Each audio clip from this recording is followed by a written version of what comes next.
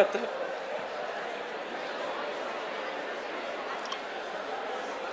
Good evening, and thank you all for coming. All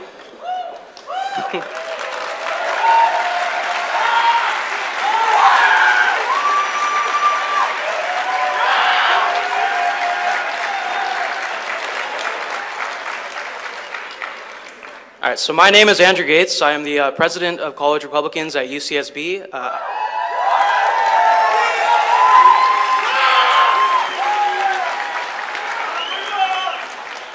That's right. I am the bigot responsible for this huge crowd, and thank you all for coming.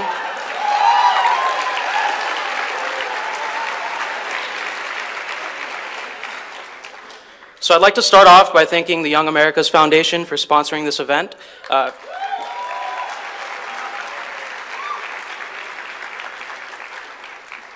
Without their support through funding and organization of the event and promotion efforts, hosting this talk would not be possible. So again, a big round of applause for them. Cannot be stressed enough.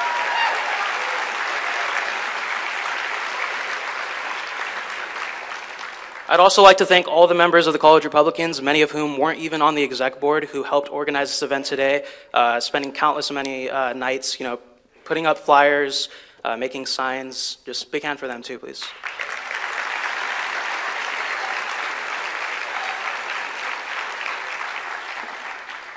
So a little background for this. Last quarter, we decided to bring Ben Shapiro, no surprise to you all. We believe that it was both productive and well within our rights as tuition-paying students to host a speaker who offers a different perspective, especially given the fact that the average UCSB student is exposed daily to predominantly leftist views in the lecture hall and beyond.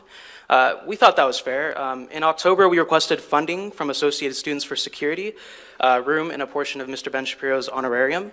The Student Senate, recognizing the value of civil discourse and free expression and acknowledging their obligations per the AS Constitution, approved our funding request.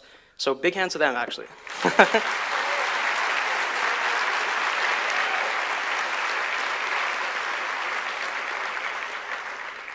Upon discovering that the Senate had approved our funding request, the UCSB Black Student Union decided to protest 3 Senate meetings, expressing why not only should our event be defunded, but why it should not be allowed to take place on campus, period.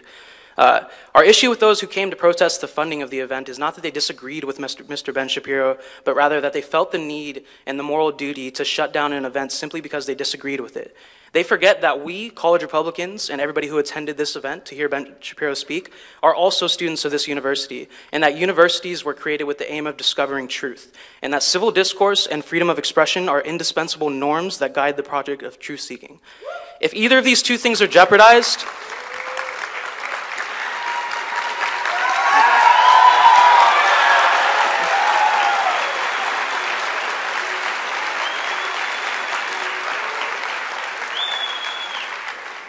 if either of these two things are jeopardized, the project of truth-seeking itself is jeopardized.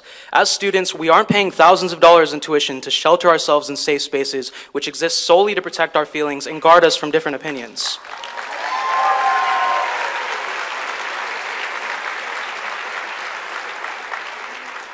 We, the students, are paying thousands of dollars in tuition in order to participate in the enterprise of pursuing truth. And a necessary consequence of pursuing truth is that one encounters views that one disagrees with.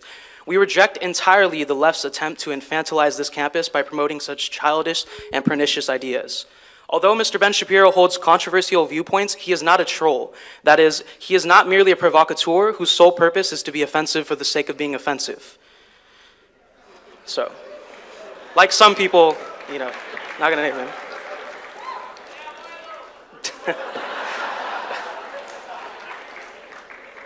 I don't know who this Milo guy is, but.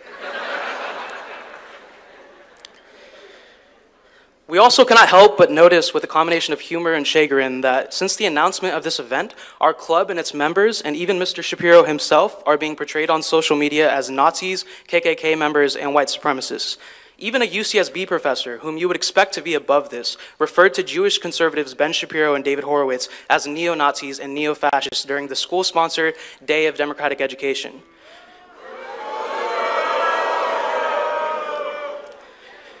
Now, this might come as a surprise to you all, but Nazis would presumably not look too favorably upon the prospects of hosting a Jewish speaker like Ben Shapiro. And white supremacists And white supremacists presumably would not look too favorably upon our all-Latino executive board of the College Republicans.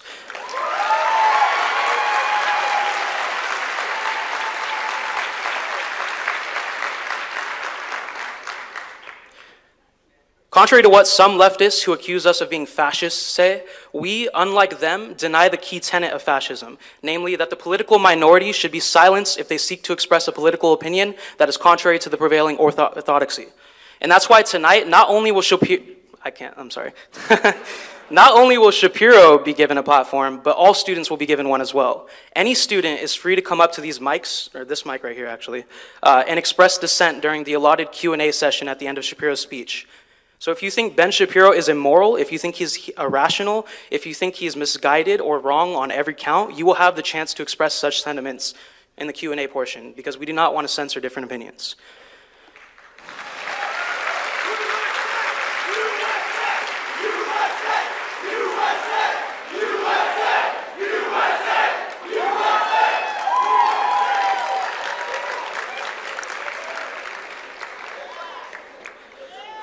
All right, enough of my words, and now I'd like to share a bit of background about the man we fought so hard to bring here today. Ben Shapiro is an attorney, political commentator, and conservative activist whose career spans more than a decade. He is a graduate of UCLA and Harvard Law School, and the author of 7 books, the latest of which is the fictional thriller True Allegiance, published in 2016. His first book, Brainwashed: How Universities Indoctrinate America's Youth, was written and published when he was an undergraduate at UCLA. He is the editor-in-chief of the Daily Wire and co-founder of the watchdog organization Truth Revolt, and he has dedicated his career to speaking up for basic conservative principles, even in the face of significant opposition. So in the spirit of free expression and civil discourse, a spirit which we should all, as academics and civilized and considerate human beings, embrace, we are proud to welcome Mr. Ben Shapiro.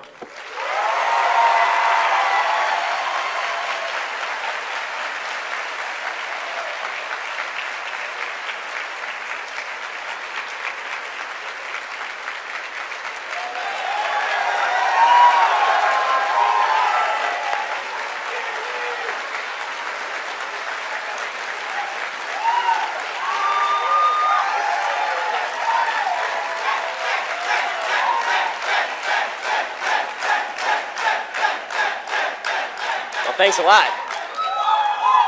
You guys are awesome. I really appreciate it. I appreciate you all coming out here. As you can see, I came bearing gifts, which we'll discuss in just a moment.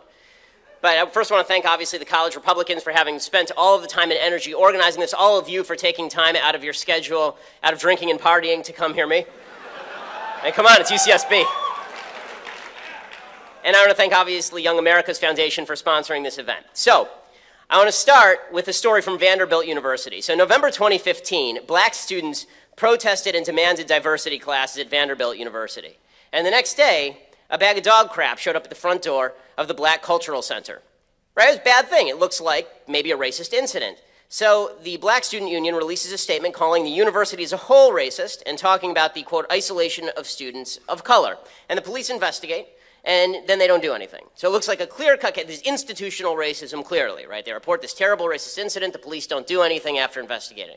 Except what happened, it turns out, is that there was a blind girl, and she had a dog, and the dog pooped, and so she picked up the poop in a bag. She couldn't find anyone to direct her to the nearest trash can, and so she did what you're supposed to do. She put it in front of the nearest populated building, figuring that somebody would get up in the morning, take the bag of dog crap, and throw it in the trash. So you'd figure that this would be a little bit embarrassing for the Black Student Union for making such a big hubbub over basically a blind girl putting a bag of dog crap here so somebody will clean it up. Well, they weren't that embarrassed. They actually released a statement that then said that the university was still racist, but also that people with disabilities were clearly marginalized on this campus. And that's the way it tends to go on America's college campuses these days. Everybody is a victim. Not everybody. If you're a white, straight male, you're not a victim. But everybody else is a victim. Intersectionality is the theory of the day, and this is the theory that says that we are going to judge your virtue, we're going to judge your capacity to be a good person by the color of your skin or by your sexual orientation, and precisely the opposite of the Martin Luther King idea. The idea now is that your identity is your virtue. So this creates a hierarchy of victimhood, and the hierarchy of victimhood goes something like this. There's LGBT people at the top, and then blacks, and then Hispanics, and then women, and then Asians, and then Jews are near the bottom here, and then straight white males are at the very bottom, because straight white males are the great victimizers. And we can tell whether what you say has value, not based on what you're actually saying, but based instead on your place in this hierarchy of victimhood. So if we could somehow find the unicorn of intersectionality, you know, the bisexual, transgender, female little person who's 3/4 black, 1/4 Native American and disabled, if we could find that person, we could all just go home, because that person would have every great view, because no matter what that person said, it would have to be right. You could not be more of a victim than this human being. And victimhood in our culture now confers privilege. Right? There is a victim privilege in our culture, at least in our political culture, that suggests that if you are part of a victimized group, this means that you have virtue to speak on any subject, and also you get to shut down everybody else. And there are some pretty solid privileges that come along with victimhood, two in particular. One is you're the only one who gets to talk. You get to tell everybody else to shut up. You get to tell other people that they are the beneficiaries of white privilege, or that they are the beneficiaries of America's social justice problem. You get to tell everybody else that you are the one who gets to speak. The floor is yours if you are higher on the scale of victimhood. And second, you actually get to hurt people. So it's not just enough to tell people to shut up. If they violate those rules that say they have to shut up, then you actually get to hurt people. And you also get to virtue signal. I mean, this is what we're all into on campuses these days, is virtue signaling, this idea that, again, you're a great person based on your identity. So I've heard that there are stickers being passed out on this campus and buttons being passed out on this campus in honor of me coming and speaking. And say, what, UCSB against hate, is that correct? Hate-free UCSB. Well, UCSB against hate was the one that I had heard before I came, so I have my own button. And it says right here, me against you sucking.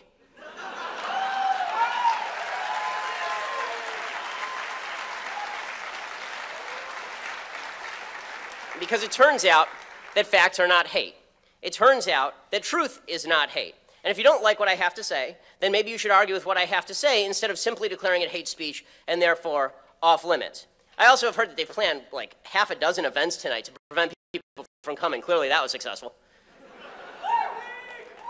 And I heard that one of the events that they planned tonight was the Social Justice Awards. Now, I don't know what trophies they hand out at the Social Justice Awards. I don't know what they hand out. Are they like little statuettes? So I brought my own, actually. It's just a design suggestion for the Social Justice Awards. And I think it's perfectly appropriate. As you can see, it's a golden toilet. And I think that this is a perfectly appropriate suggestion for two reasons. One, social justice is a bunch of crap. And second, I made perfectly certain that when I purchased this, that the toilet was sex non-specific. Anyone can use this toilet. It doesn't matter. You should just feel welcome to use this particular toilet. So,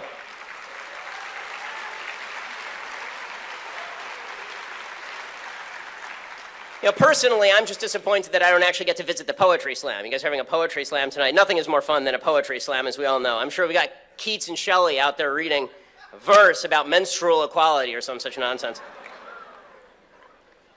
Well, when I talk about, you know, the violence that springs up from all of this, it's not just enough that it's fun to joke about the silliness of all of this, because it really is silly. I mean, we're going to be having questions, and let me say what I always say at my talks, which is, if you're on the left, I want you to go first. It's more interesting if we have an actual conversation, and all joking aside, I like having conversations with people who disagree with me, because sometimes we can actually reach some element of truth. I tend to think of politics sort of like two lines that are not parallel, and where they intersect, sometimes you can find some facts that you agree on, and so sometimes it's fun to go looking in search of those facts. But usually, or at least too often, the virtue signaling, the intersectionality philosophy, the snowflake philosophy suggests that things have to be shut down. And that's why you've had situations, I know, on this campus with a bomb threat at a past event. And I know that at UC Berkeley, there was obviously the riot surrounding Milo's speaking there. When I was at Cal State Los Angeles, there was a near riot there. I had to be rushed in by a cordon of 20 armed cops. I had to be rushed out by a cordon of 20 armed cops.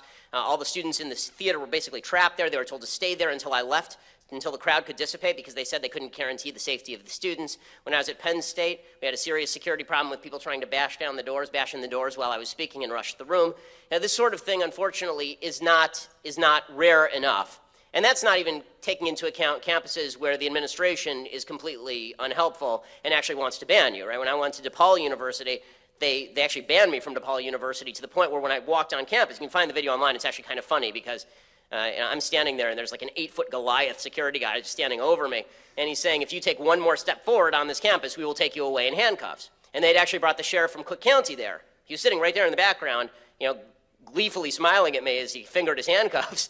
And he was ready to take me away in handcuffs. And this is all based on this idea that if your feelings are hurt, you get to shut down somebody else. And your feelings are inherently hurt if you're a member of one of these groups. At this university, perception of victimhood allows you to deface signs for this lecture. It allows faculty and staff to plan how to disrupt the lecture. As was mentioned, it allows professors to say things that are completely false, like I'm a neo-Nazi. Okay, you see this yarmulke? It means they ain't my people. Okay, in fact, according to the Anti-Defamation League, which is a lefty group, I was the #1 recipient of journalistic anti-Semitism in the United States last year. And a lot of that was from the alt-right groups and the neo-Nazi groups. But that doesn't stop that. And members of the Black Student Union here tried to block the event originally, which is sort of fascist. It is. And apparently they complained that my criticism of the Black Lives Matter movement was making black UCSB students feel unsafe, unable to focus in class because they're too busy protesting this event, which, I mean, I guess that's as good an excuse as any for getting a C on your diversity studies essay. But honest to goodness, you didn't have to do that much work. I mean, just do what everybody else does. Crib it from online, change a few words, and the professors will never find out. I mean, this idea that it's because I'm making you feel, if you're failing your class because I make you feel unsafe, for God's sake, look at me. Okay. One of these students said it makes people feel uncomfortable to the point they're not able to focus on their schoolwork because they're busy mobilizing to protect their basic rights. If you've been spending the last 6 months mobilizing to protect your basic rights from little old me, let me suggest that you need to spend your time more productively. Okay, so the actual theme of this speech is not about the evils of intersectionality. It's about the truth about America, which is that this is the greatest country on the face of the earth, and here, we're not trying to stop you. If you're black, we're not trying to stop you. If you're Latino, we're not trying to stop you. If you're gay, we're not trying to stop you. If you're transgender, we're not trying to stop you. No one cares about you. No one's interested in you. No one cares about your life. No one is trying to throw up obstacles in your way.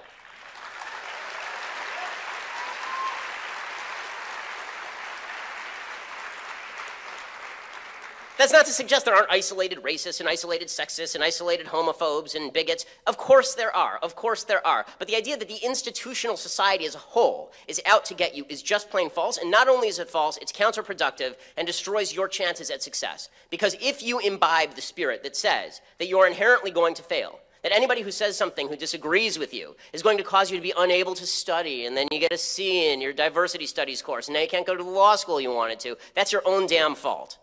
Okay, that philosophy is your own damn fault. You want to succeed in America? Work harder. That's all.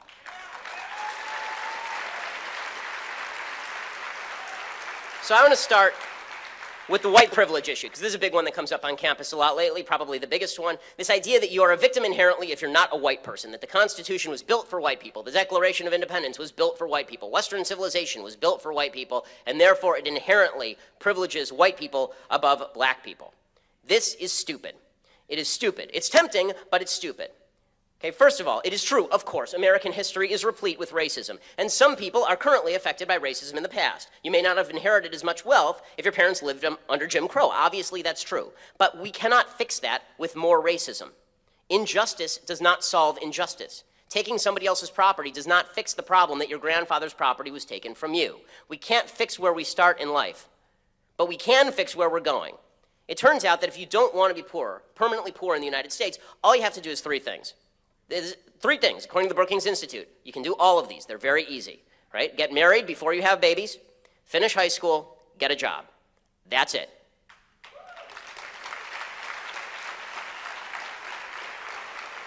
According to Brookings, only 2% of Americans who follow these rules are in poverty. 75% of people who grew up in poverty and followed these rules are in the middle class. The easiest pathway from poverty is to take personal responsibility for your own actions and follow those 3 rules. Graduate high school, get a job, and don't put that thing there without that thing on it before you're married. And as far as the idea that poverty is racially based, it's just not true. It's decision-based in the main and almost wholly. Okay, 71% of poor families with children are unmarried. That's the single greatest predictor of intergenerational poverty is single motherhood. The poverty rate among non-married white families was 22% in 2008. The poverty rate among black married couples that same year was 7%. So what happened to the white privilege? I thought that the country inherently is biased in favor of white people. Wouldn't the white single mother be better off than the black married couple? Answer, of course not. That's ridiculous. And the other one that people talk about is, of course, crime. They say that crime is obviously, the criminal justice system is biased. That's why there are so many people of minority ethnicity and minority race in prison. It's not true. If you don't want to go to jail, there's a very, very easy solution for this, and it's don't be a criminal. Okay, the police are not going. I understand that people have a stake in feeling like the police are out to get them. The police are not out to get them. In fact, when your house is on fire, when somebody's breaking into it, you're going to be calling the firemen and the police. And you're not doing that because you think they're going to come there and arrest you. Felonies are under-prosecuted in the black community. There aren't enough witnesses. Murder is wildly under-prosecuted in the black community. Police are less likely to kill black people than white people in shooting scenarios. In 2015, cops shot 987 people. A huge majority of those were armed or threatening deadly force. Blacks represented 26% of those shot, which sounds high until you realize that nearly 50% of all murders in the United States are committed by black people. Police officers are 19 times more likely to be shot by a black male than an unarmed black male is to be shot and killed by the police. And as far as the stuff that they tell you in all your classes about the implicit bias test, right, you're in your diversity class, and they tell you can go online and see what a racist you are, right? We'll do this stupid little online test where they show a black face, and you're more likely to identify a bad word as being identified with a black face. Those tests are a load of crap. The people who actually designed them say they're non-statistically significant. There is no identifiable evidence that demonstrates that racism on an implicit bias test supposedly translates to racism in real life. In fact, the results aren't even duplicative. They're not even duplicable. Okay, if you take the test twice, you're going to get two different results, which demonstrates the test is stupid. It's a bad test.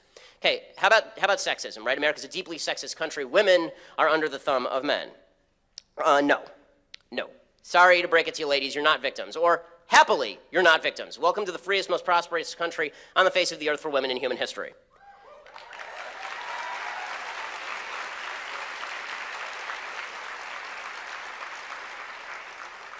Now, before you start shouting about abortion and how we want to control your bodies and how I'm interested in your... believe me, ladies, I am not interested in your body. My wife's super hot. Okay.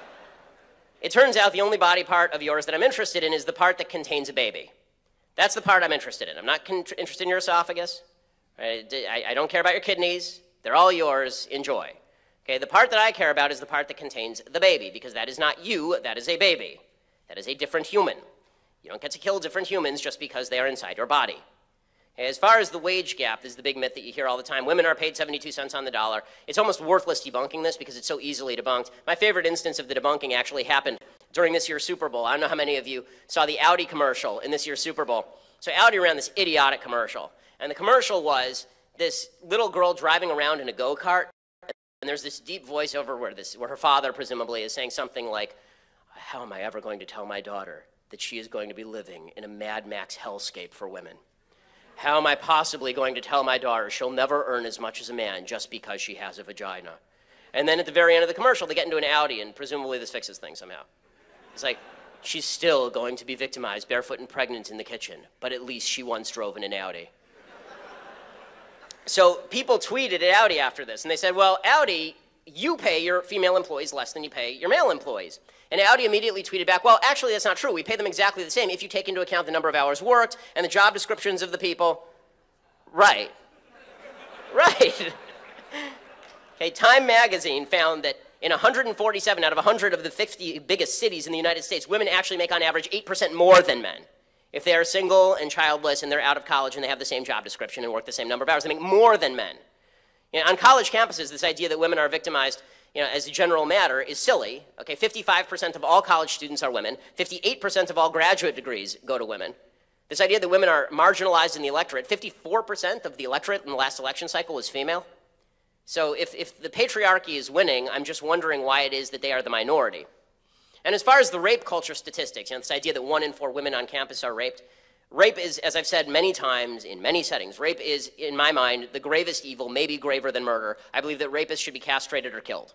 Okay, I think that rape should be treated as...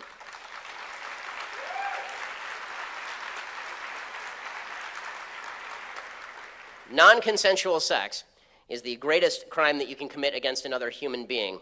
It's a crime not against their body only, but also against their soul and their value as a human being. That statistic is still a bunch of crap, okay? Not 1 in 4 women on campus are raped. If they were, your parents would be insane to send you here. I have a 3-year-old daughter, and I cannot imagine going, you know what? My daughter really wants her degree in poli-sci, but there's a 1 in 4 chance she'll be raped if I send her to that institution. So let's calculate the values here. Poli-sci degree, raped.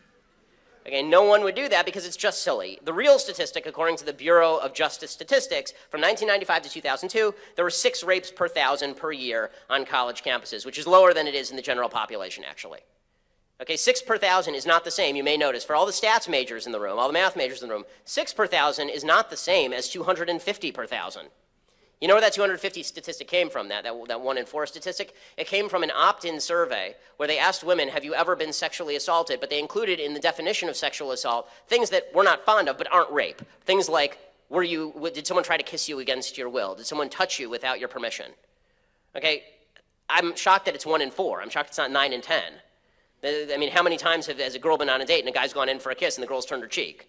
Okay, the survey covers that. Hey, how about if you're LGBT, the idea that you're a victim in American society if you're LGBT? Well, the fact is that gay couples earn significantly more than straight couples in the United States. Men in gay couples make slightly less than men in straight couples, but women in gay couples earn a lot more than women in gay couples. Same-sex couples with both partners in the labor force make $8,000 more per year than straight couples. They're also typically higher educated. 46% of people in same-sex couples have college degrees. Only 1/3 of people in straight couples have college degrees. How about the idea that if you're in the United States, you're impoverished because of injustice, inequality, and privilege, and all the rest of this? Income inequality is actually not a huge problem in the United States. Okay, nobody rich is making you poor. The stupidity of the income inequality argument is the idea that just because I make a lot of money, I'm stealing it from you. I don't care about you. I've never taken anything from you. I will never take anything from you. In order for you to give me something, I'm going to have to give you a service in return. As I've said before, capitalism is about consent. Socialism is about non-consent. Capitalism is consensual sex and socialism is rape. Socialism is you get to take my crap.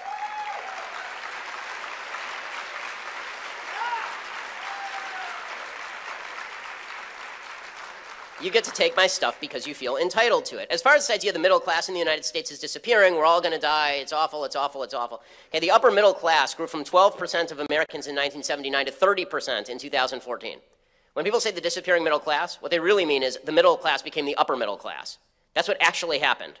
Okay, and income mobility in the United States, it's not dying, it's not dead, it's exactly the same as European countries with far more redistribution. Income mobility declines only when you drop out of high school or have a baby out of wedlock. So back to our original argument about poverty. Here's Pew Research on the levels of poverty in the United States, right? This grand conspiracy of poverty in the United States. 9 in 10 Americans had a standard of living that was above the global middle income standard.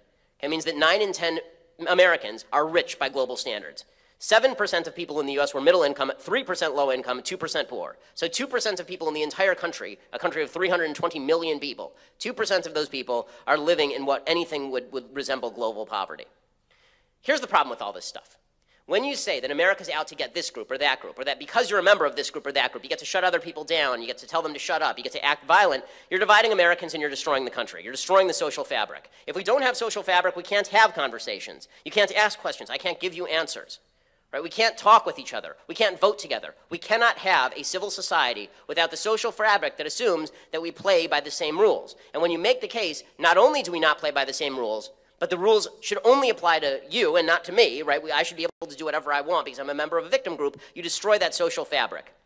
And talk about discrimination doesn't make the social fabric better, not when the discrimination is phantom.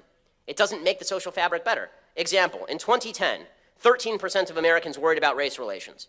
After 6 long years of talk about how race relations were down the toilet and Black Lives Matter and cops are shooting people and the lie of hands up, don't shoot and the rest of it, 35% of Americans were worried about race relations just 6 years later. Did that fix things? Did that awareness make things better? Not at all. In 2007, the wage gap between blacks and whites was 24%. In 2015, the wage gap between blacks and whites was 27%. So all that awareness didn't do a damn thing. Because it turns out that awareness isn't the problem. It turns out that in many cases, behavior is the problem. And if we have to change the laws, we'll change the laws, but stop pretending that this is about some shadowy conspiracy out to get you, because it isn't. In fact, according to Northwestern University study, perception of discrimination led to lower grades, less academic motivation, less persistence when encountering an academic challenge. You want to know why you couldn't study for your class? It wasn't because of me. It's because your teachers keep telling you no matter how you study, no matter what grades you get, you are bound to fail in American society. That's doing you a hell of a lot more damage than me standing up here telling you you can do it. You can control your own destiny.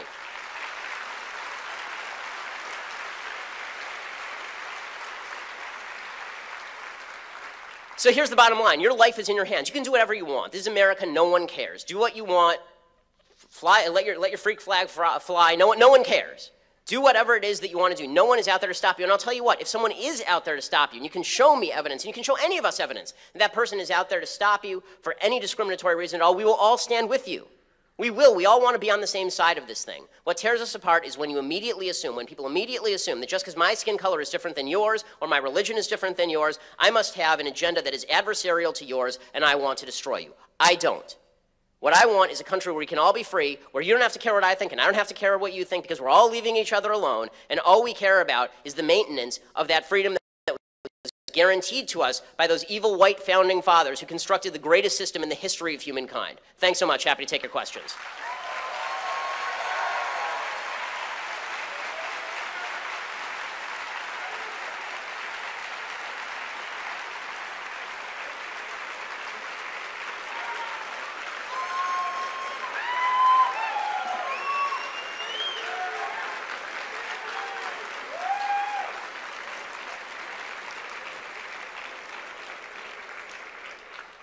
All right, everybody, we only have one mic for Q&A, so if you want to line up for this line to ask Ben Shapiro a question, and you're on that side, you're going to have to go through the exit and just go in the main lobby and then come around. And if you're on the left, then I would prefer that people get first priority if they're on the left, because it's more fun.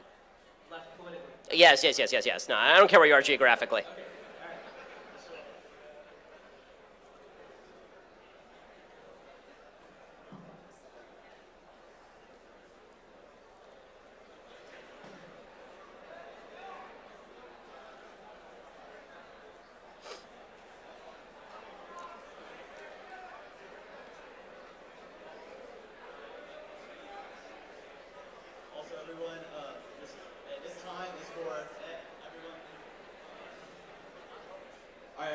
This time, just to remind everyone, is for Q&A.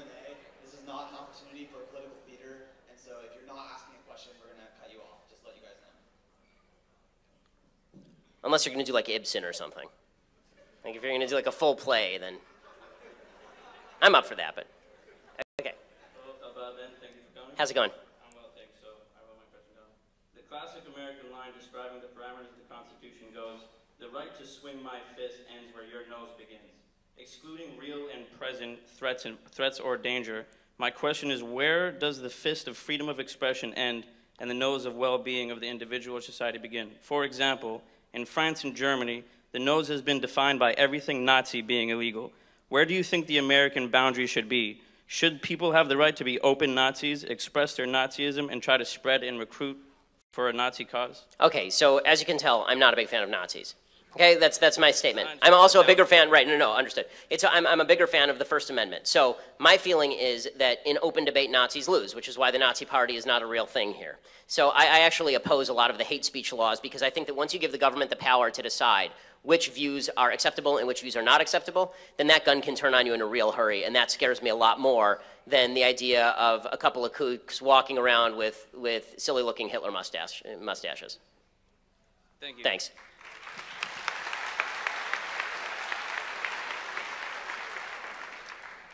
Hey, Ben. Thank you. How's it going? Pretty good. Is it okay if I ask like a couple, one or two questions? If they're brief, sure. I mean, they're big lines. So my biggest disagreement with you is that when you talk about institutional racism, I know you pointed out that there are individual instances of racism. Yes. But I definitely do believe that there is institutional racism. And the reason why I say that is because when you look at what the FBI released in 2006, where they said that white supremacists were invading the police departments, or when James Comey essentially said that there is a history of minorities being targeted by the police, and he says our history with minorities is not pretty. And then you also look at Supreme Court rulings where they say that certain governments, state governments in the United States are literally with surgical precision trying to limit the African American and minority vote. It begs the question, like, how can you say there's no institutional racism when these institutions themselves are confessing that we're doing these things? And yes, they're being checked at times, but these things are happening. So okay, there are a couple separate questions there because there are specific data points that you're mentioning there. You know, the 2006 FBI report, and then you're mentioning also the Supreme Court decisions on the Voting Rights Act and the rewriting of the Voting Rights Act. So as far as the Voting Rights Act goes, there is not a lot of evidence to suggest that black votes are being undercounted in southern states. It's just the evidence is very scanty there. Justice Scalia's, I think he wrote dissent in that case. Actually, it would have been the majority opinion in that case because they struck down the VRA. Is pretty telling and has a lot of countervailing data on that, so it's worth reading. As far as the idea of institutional racism, so here's my general view about institutional racism. When I say that there are individuals inside, I'm not saying individuals don't exist inside departments. I'm sure that there are some cops who are racist. The question is, how do we fight, how do we fight racism? When we say institutional racism, the problem is there's no way for me to fight that with you because it's too vague. Yeah. So if you say a particular institution is racist and then demonstrate to me the evidence that the institution is racist, not that it's badly policed, not that it's incompetent, because there are police departments that are incompetent, but that there's actual motivated racism there, then we can do something about it and I'll stand right alongside you. But my problem is that when people say institutional racism, it seems to me a broad rubric under which they can subsume all complaints about American society or the cops. So you'll have situations where a black guy gets shot by the cops, and the first reaction is not, was the cop incompetent? It was the cop had to be racist because there's a white cop and a black guy. Right? And so what you've seen is the DOJ in some cases, like for example, Seattle Police Department, they'll say that there's institutional bias there, but then they'll provide no actual evidence of institutional bias. They'll just say a disproportionate number of black people were imprisoned or arrested by the police department. Well, is it possible that a disproportionate number of black people were criminals in Seattle? Sure. I mean, that's actually what they found in 1994. They thought that there was institutional racism at the Highway Patrol in New Jersey. There's a federal case about it. And what they ended up finding, they did a study that they then tried to quash, and what the study found is that they were actually under-profiling black people, that there were just more black people speeding in New Jersey. So the point that I guess I'm making here is that I like when, it's great that you're coming up and citing individual instances of data, and I want to look at each of those instances of data. I don't want to say that there's broad institutional racism in the United States, because you have to name to me the exact institution, and you have to name to me how it's spread throughout that institution, and it isn't just individuals within that institution, and then we can change it.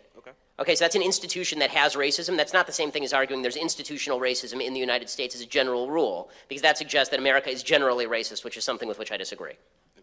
So, yeah, I might agree with you that there are certain instances of America where it's not generally racist. But then in those cases where when we do discuss that racism in that institution, it's hard as a black person because you're then told that you cannot discuss this because you're calling out people. Like when you start talking about white supremacists in these organizations, not to say that all cops are white supremacists, but they are there. Like there are some that were invading, like you said. Right, and if you find the cop who's a white supremacist, again, I'm willing to stand by you. The problem is when you make blanket statements like there are cops who are white supremacists. I'm willing to say there are, but the percentage matters here. I mean, are we talking about 70%, or are we talking about like one guy? Right, so and that I think is the big debate here. And so that's why whenever I have these conversations, I try to narrow it down to what's the most specific thing we can talk about that we can solve together. Because I promise you, I will go out there with you and protest against a racist shooting. Like when Walter Scott was shot in South Carolina, I'm on your side, right? I'm on the side of the person who was shot because that was a terrible shoot. Everybody saw that was a terrible shoot. But when people say that what happened in Ferguson, Missouri with Michael Brown, when they say that it was hands up, don't shoot, that's white racism, there's no evidence of that whatsoever, and that was actually an attempt to get a cop on the basis of really bad evidence. So I think that it's incumbent on us to actually show our work. Instead of just saying institutional racism, let's go out and protest, let's find the specific instance and then we can solve it. Then we can solve the problem together. Last question. Yeah, sure. So essentially, yeah, because just to add on to that, like, so I do agree, but then oftentimes when we start protesting, when we start doing all these things, there is this general fear that there is this conversation where it's already looked at as and we're delegitimized because they say, okay, African Americans are just going crazy, black people are just going crazy, and all these things. And it's hard to have dialogue and conversation. I mean, if that happens, that's wrong. Yeah. I think that it depends on the nature of the protest. So my problem with the Black Lives Matter movement, as a general matter, to take an example, is that when you say things like Black Lives Matter, the implication is not the one that like other lives don't matter so much as it is the suggestion that there are a bunch of people, a broad swath of people in America who don't care about black lives. That's the implication, and I don't think that's true. I don't think that's true. I think that we all care about black lives, and I think that if the question were, what should we do about this particular shooting, that's one thing, but if the idea is that cops are shooting black people because black people are black people, I don't see any statistical evidence of a trend of that. So that's the problem with BLM. BLM tries to draw a trend from an anecdote. You want to protest the anecdote, I'll protest the anecdote with you. You want to protest the trend, you first have to identify to me statistically the trend exists. Okay. So, great, well, sorry, I don't want to cut you off, but I appreciate it. Okay. So yeah, I'll just finish off with this. So yeah, so I agree with, okay, so on the Black Lives Matter trend, yes, we do need to look at cases individually, and yes, we do need to, because sometimes there is this effect where you want to call racist immediately racism, and I agree with you, that's wrong. But I'm just saying that I feel like sometimes it becomes counterproductive when constantly when people are trying to defend these things and people are trying to fight these things, and automatically the conversation is shaped in such a way that we're these far out-right extremists or then we're far out-left extremists trying to... Right, and I think that the biggest problem when it comes to language, and I'll finish with this, I'm sorry, but yeah. I think that the biggest problem there is, as you notice, I keep trying to peg down as exactly as we can the instances that we're talking about and the language that we're referring to. And I think that movements have a hard time pegging that down. And you see that from movements all over the country. But when you make a claim as broad as American society doesn't care about the lives of black people, Black Lives Matter, a lot of people are going to get pissed at that, and I think they have a right to be pissed at that. Okay. Thank you, Ben. Thanks.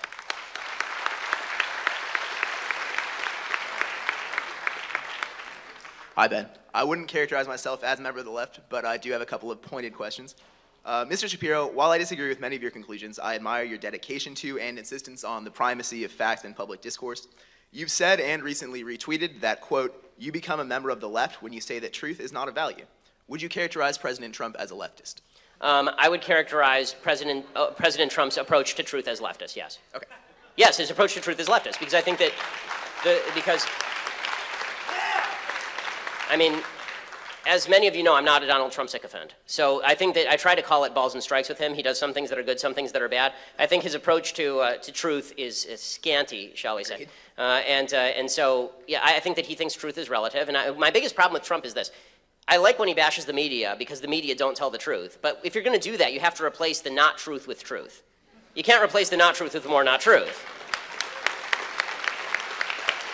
Do you think this problem is contained to Donald Trump or has spread to the Republican Party at large? I mean, it's a real concern for me. I wonder that there are a lot of people who defend things that Trump says that are not actually true, as true just because Trump said them. And I think that there's a lot of team sport in politics right now that's very reactionary and and a big problem. I think that if people see politics as, he's my guy, therefore anything he does is okay, and this existed for Obama for sure, and I think it also exists for President Trump, I think it exists for most political leaders, it is your obligation as a citizen to determine for yourself what is true and what is false. You do not follow the leader. Okay? Be a human being, be a citizen, and be an adult. You're not a child. You don't need a politician to lead you by the hand. Check your own facts, decide what's true, and then call it like you see it. Yeah, I just have one more short question. Along similar lines, how do you picture the future of facts in political discourse, given the trends toward dishonest definitions of terms like racism and wealth inequality on the left, and the rise of alternative facts and outright lies that, to your credit, you've called out frequently on the right? Okay, so I think that my hope is that there will be enough young people who actually care about truth, that the reaction to what is a post-truth society, a post-fact society, this was a post-fact election. You had Hillary Clinton, who's a pathological liar on one side, and Donald Trump, who's a congenital liar on the other. So, and I said this during the campaign openly, which did not make me popular with some folks on my own side. I think that there will be a reaction where people demand the truth from their leaders, or we can just hunker down in our various bubbles, and people on the right will believe what people on the right want to believe, and people on the left will believe what people on the left want to believe, and we'll never be able to talk with each other. Because it's one thing for us to agree on a set of facts and then disagree about the conclusions to draw from those facts. It's a lot more dangerous when we can't even agree what the facts are.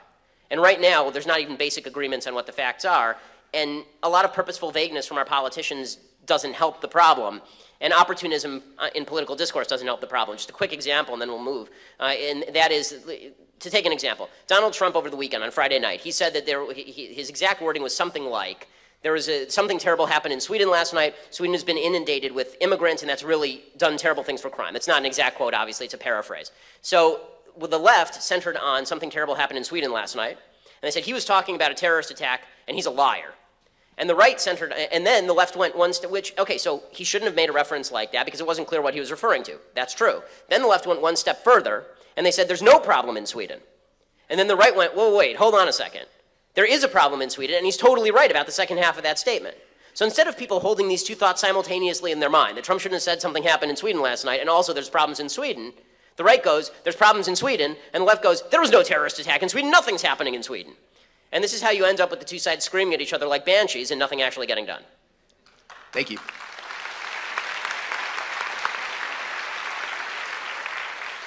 Hey, I just want to thank you for coming here. And I have a question that more relates to the second half of your discussions regarding capitalism and I guess like the current, this current status of upwards mobility present in America. Do you think capitalism as a system, first off to state, I think America is a mixed economy. It is a mixed economy. And I think you would agree with that. In generally, do you think the rise of automation is going to change the way conservative values approach the possibilities of moving upwards into society? And does that then necessitate possibilities like a universal basic income? And if not that, then what other solutions? Yeah, so this is a great question, and I think it's becoming of increasing concern given the level of automation that's happening in the society. The vast majority of manufacturing jobs in the United States, contra Trump, have not been lost to Mexico and China, they've been lost to automation. Right? 85% of all those jobs have been lost to machines. So people are worried that machines will take over the world. So my particular perspective on this is that we have always worried that machines are going to take over the world. The Luddites were smashing the gears during the Industrial Revolution because they were afraid that the machines were going to take over the world and they were all going to lose their jobs.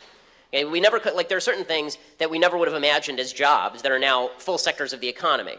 Like 40 years ago, if you wanted a cup of coffee, you went to a diner and got a cup of coffee for 5 cents. And now you have an entire massive industry dedicated to specializing in making you precisely your type of coffee. So until they make the replicator from Star Trek, that's the machine that makes other machines and magically makes all items they don't have a price and and they're all free. Once that happens, then universal basic income probably isn't even necessary. I mean, if you can actually just create everything with machines and everything is extraordinarily cheap, the price of everything drops near zero, and you don't need much income to live on. So there's that. I don't think we're there in the economy yet. I also don't think we're there in the economy to the point where all jobs have disappeared. The job trends have kept up with the technological trends. It's not like everybody is now out of work because the technology has gotten so good. Right, and that may be true, but like let's just take the short term for example. Like the rising possibility of automation in driving, for example, which is really soon. So put Uber out of business. And that would put approximately like 40%, because 40% of America is currently employed in the transportation industries. Right. That would cause, like at the very least, a very large displacement in terms of jobs. For sure. Would a solution that then to be like a possibility of universal basic income? And if not, then like what? So I have two problems with universal basic income. My first problem with universal basic income is that automatically, my view is that it causes inflation. If you just give people a bunch of money and tell them to spend it, then prices are going to rise accordingly, because everybody's just going to adjust for the fact that everybody has more money to spend. It's helicopter cash. You drop helicopter cash all over the world, and the prices are automatically going to rise. Well, the prices, the money would still be backed up by like physical goods, though, because robots are still the one producing those physical goods. So it's not like there's a right. And so then, but now you're getting back to my first point, which is that if robots are producing everything, then we're all cool, and who cares? They'll just keep producing everything forever, and we're happy. So then, I guess in your case, then so once the robots make everything free, then yes, I'm for universal basic income because everything's free.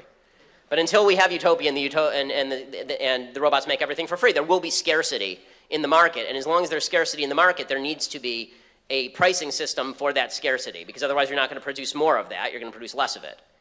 So that's the basic economic point. And there's also like the general point, which is that a larger point to this automation, which is that a lack of jobs would lead to a lack of purpose. And then yes, no, it's totally true. But and so what I think is the question is whether there's a job lag, meaning people lose their jobs at Uber and then they just never work again, or is a job lag where they just find another job, but it takes a little while for them to adjust. And I think that the history of economics shows that we have not yet reached the point where jobs just disappear wholesale. Right? If once we reach that point, then we can start talking about other solutions that we have not considered yet, because then we actually are not living in a capitalist economy. And a capitalist economy is driven by the idea that there is scarcity of capital and labor and resource, right? Society. If there's no scarcity, then we're talking about utopia. So I pray to God that that future comes true and we have utopia and everything's free. That'll be wonderful. Until then, people are going to have jobs. All right, thank you. Thanks.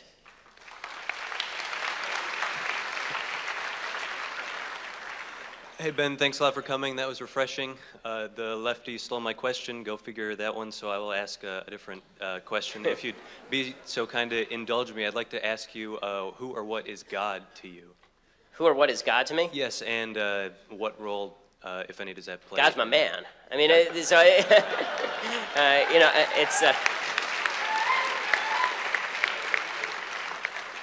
the creator of the universe, the master of heaven and earth. Who is God to me? God is, as an Orthodox Jew, I believe that God provided us a moral foundation in the Bible, and that moral foundation is, if you live by that moral foundation, you will live a happier, better life, freer of sin. I think that God provides the idea of an objective moral standard that immediately begins to crumble as soon as you get to a subjective idea that everybody can create their own morality. So that's I think, the role of God in society. As far as what is God to me personally, all I can say is that I don't believe in God. I know in God. I don't just have faith in God. I have trust in God. And so that may not end up well for me, because it doesn't always end up well for people with faith. But I think that not recognizing God's providence over the universe, for me particularly, would be an act of tremendous ingratitude. Amen. And I don't know as much about this topic as I maybe should to ask this question. I'm kind of cribbing from Sam Harris here, but if the Sanhedrin were to be reconvened,